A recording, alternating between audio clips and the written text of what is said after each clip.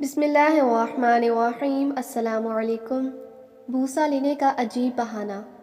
نبی کریم صلی اللہ علیہ وآلہ وسلم کی وفات کا وقت جب آیا، اس وقت آپ صلی اللہ علیہ وآلہ وسلم کو شدید بخار تھا۔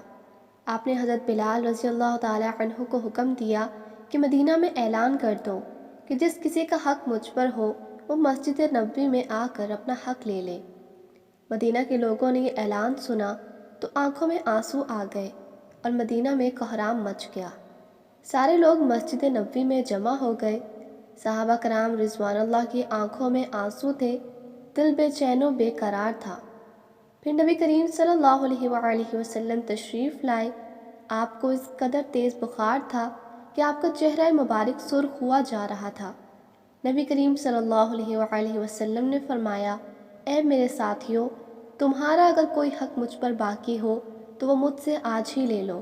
میں نہیں چاہتا کہ میں اپنے رب سے قیامت میں اس حال میں ملوں کہ کسی شخص کا حق مجھ پر باقی ہو۔ یہ سن کر صحابہ کرام رضوان اللہ کا دل تڑپ اٹھا۔ مسجد نبوی میں آنسوؤں کا ایک سیلاب بہہ پڑا۔ صحابہ رو رہے تھے لیکن زبان خاموش تھی کہ اب ہمارے آقا ہمارا ساتھ چھوڑ کر جا رہے ہیں۔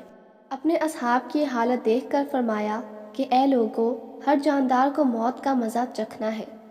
میں جس مقصد کے تحت اس دنیا میں آیا تھا وہ پورا ہو گیا۔ ہم لوگ کل قیامت میں ملیں گے۔ ایک صحابی کھڑے ہوئے، روایتوں میں ان کا نام عکاشہ آتا ہے۔ عرض کیا، یا رسول اللہ، میرا حق آپ پر باقی ہے۔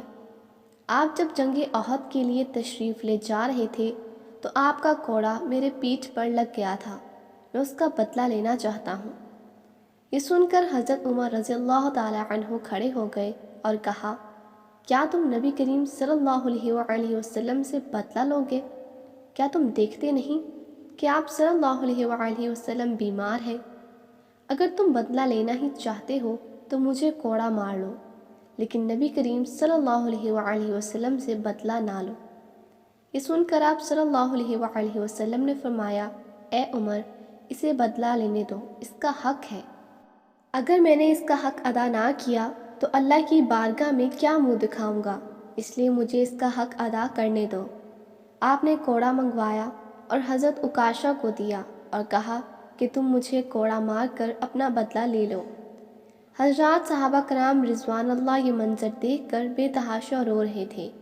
حضرت عکاشہ نے کہا کہ اے اللہ کے رسول، میری ننگی پیٹھ پر آپ کا کوڑا لگا تھا۔ یہ سن کر نبی کریم صلی اللہ علیہ وآلہ وسلم نے اپنا کرتا مبارک اتار دیا اور کہا، لو، تم میری پیٹھ پر کوڑا مار لو۔ حضرت عکاشہ نے جب اللہ کے رسول صلی اللہ علیہ وآلہ وسلم کی پیٹھ مبارک کو دیکھا تو کوڑا چھوڑ کر جلدی سے آپ صلی اللہ علیہ وآلہ وسلم کی پیٹھ مبارک کو چوم لیا اور کہا، یا رسول اللہ، میری کیا مجال کہ میں آپ کو کوڑا ماروں، میں تو یہ چاہتا تھا کہ آپ کی مبارک پیٹھ پر لگی مہر نبوت کو چوم کر جنت کا حقدار بن جاؤں۔ یہ سن کر آپ صلی اللہ علیہ وآلہ وسلم مسکرائے اور فرمایا، تم نے جنت واجب کر لی ہے۔ سبحان اللہ۔